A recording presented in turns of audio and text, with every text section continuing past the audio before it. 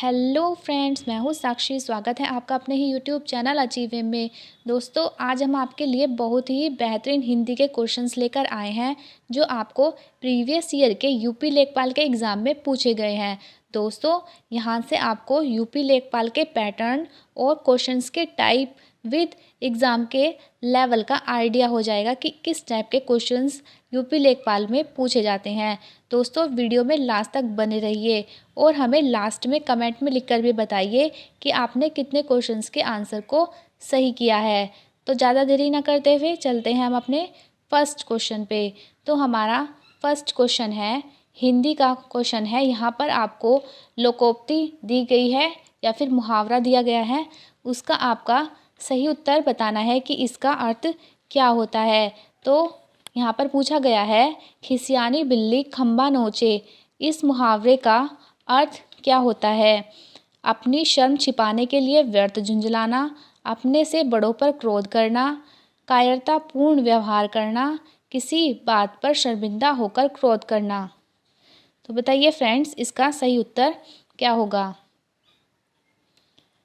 तो दोस्तों, यहाँ पर इसका सही उत्तर ऑप्शन ए हो जाएगा, अपनी शर्म छिपाने के लिए व्यर्थ झुंझलाना।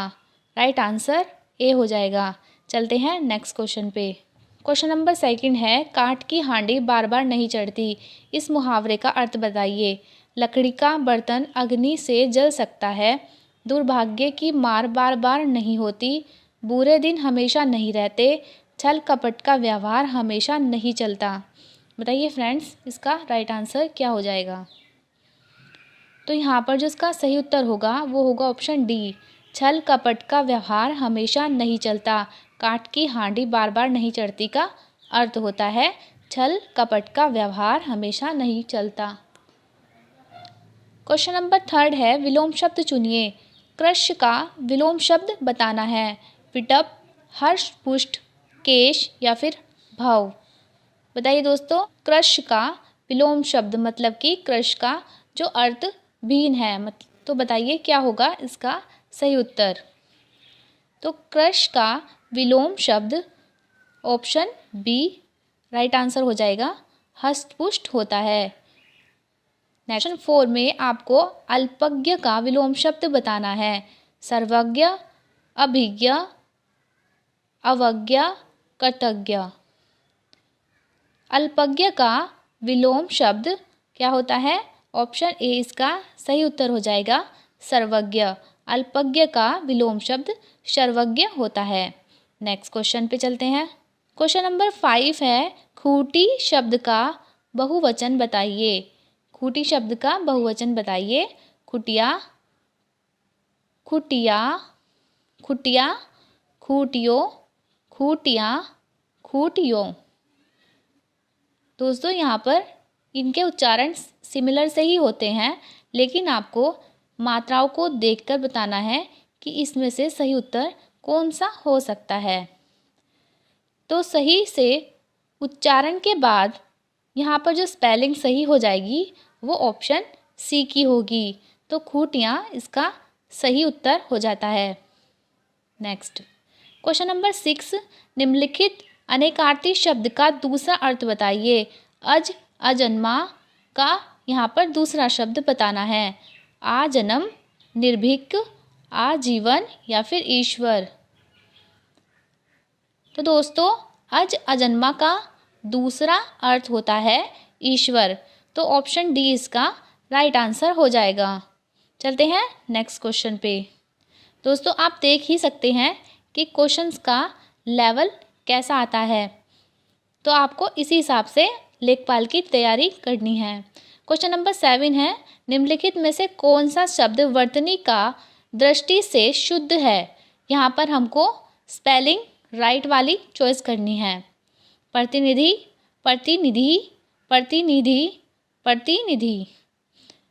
उच्चारण में यह सभी एक ही समान लगते हैं, लेकिन इनकी स्पेलिंग मात्राओं के अकॉर्डिंग ही हम राइट करेंगे। तो यहाँ पर जो सही मात्राएं हैं वो ऑप्शन ए में है, प्रतिनिधि। इसका राइट आंसर होगा ऑप्शन ए। नंबर 8, विद्यालय में जलपान को उत्तम प्रबंध है, कोई त्रुटि नहीं है। यह वाक्य जो है इसमें से आपको बताना है कि कहाँ पर त्रुटि है या फिर नहीं है।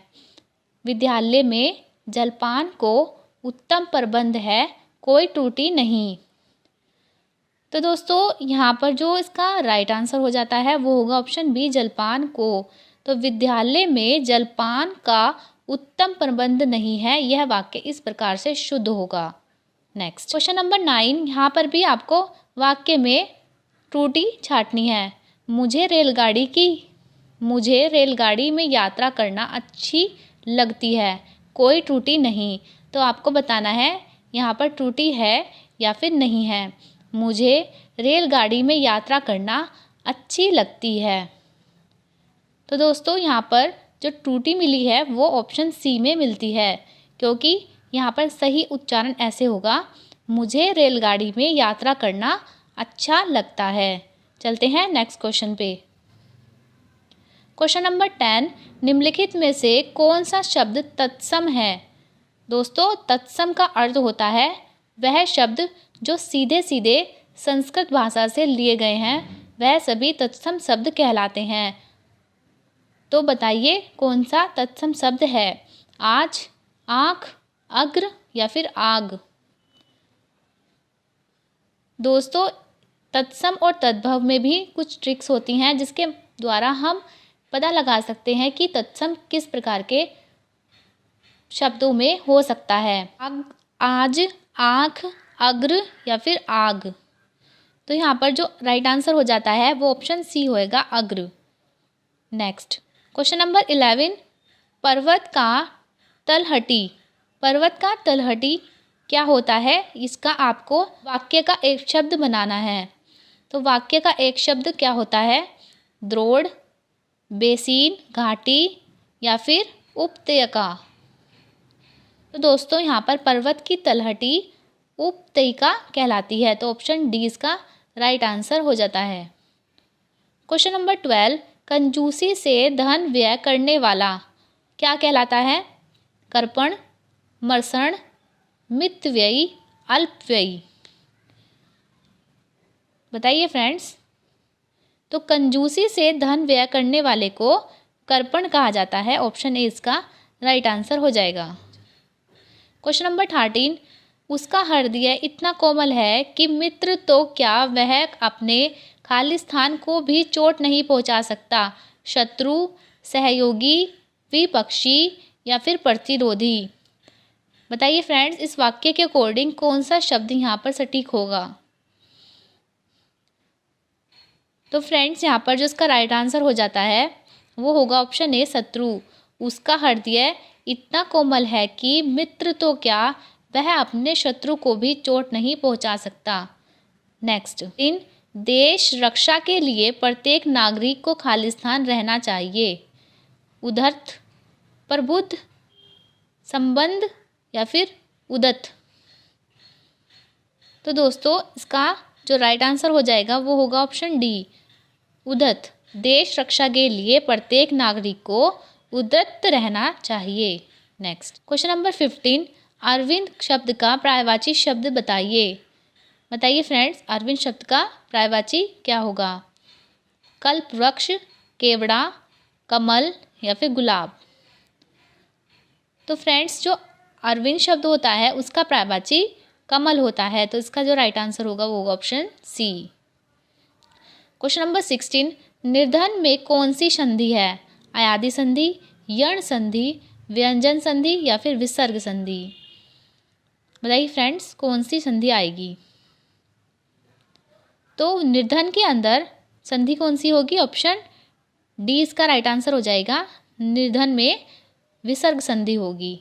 नेक्स्ट क्वेश्चन नंबर 17, देशांतर में कौन सा समास है, क्रमधारय, बहुव्रीहि, द्विगु या फिर द्वंद्व। तो देशांतर में कौन सा समास होगा, यहाँ पर इसका जो राइट आंसर होगा वो होगा ऑप्शन ए, क्रमधारय। देशांतर में क्रमधारय समास है।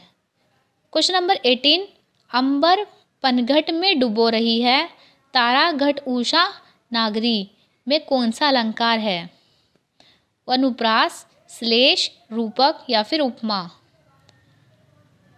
तो दोस्तों आप वाक्य के अंदर योजक चिन्ह देख रहे होंगे, इस प्रकार से योजक चिन्ह दिखा होगा।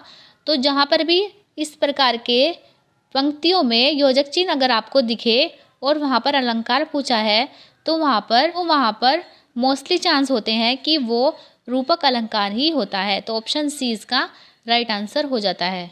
नेक्स्ट क्वेश्चन नंबर 19, निम्नलिखित में से कौन सा तद्भव शब्द है। दोस्तों हमने आपको तत्सम शब्द बता दिया कि संस्कृत से जो सीधे सीधे शब्द लिए जाते हैं वो तत्सम कहलाते हैं, और तद्भव वह शब्द होते हैं जो शब्द संस्कृत भाषा से उद्भव हुए हैं, मतलब वो सीधे सीधे ना लेकर वह किसी अन्य भाषा से प्रभावित हो चुके हैं। ऐसे शब्दों को तद्भव शब्द कहा जाता है। बताइए फ्रेंड्स, इसमें राइट आंसर कौन सा होगा। इष्टिका, कुपुत्र, अम्यय या फिर उलूक। यहाँ पर दोस्तों राइट आंसर होगा ऑप्शन सी अम्यय। अम्यय तद्भव शब्द का उदाहरण होता है। नेक्स्ट क्वेश्चन नंबर 20 है। यहाँ पर आपको 4 वाक्य दिए गए हैं, उसमें से आपको सही वाक्य पहचानना है। तुलसी अवधि के श्रेष्ठ कवि और ब्रजभाषा के सूर हैं। तुलसी अवधि के श्रेष्ठ कवि हैं और शूर ब्रजभाषी हैं। तुलसी और शूर अवधि और ब्रजभाषी के श्रेष्ठ कवि हैं। तुलसी और शूर क्रमशः अवधि और ब्रजभाषा के श्रेष्ठ कवि हैं। बताइए फ्रेंड्स, इसका राइट आंसर क्या होगा। तो दोस्तों जो इसका राइट आंसर बन जाता है वो ऑप्शन डी होगा। तुलसी और शूर क्रमशः अवधि और ब्रजभाषा के श्रेष्ठ कवि हैं। नेक्स्ट नंबर 21, जीवन और साहित्य। यहाँ पर भी आपको 4 वाक्यों में से एक वाक्य को छांटना है जो सही है। जीवन और साहित्य का निकट संबंध है। जीवन और साहित्य का घोर संबंध है। जीवन और साहित्य का अगाध संबंध है। जीवन और साहित्य का घनिष्ठ संबंध है।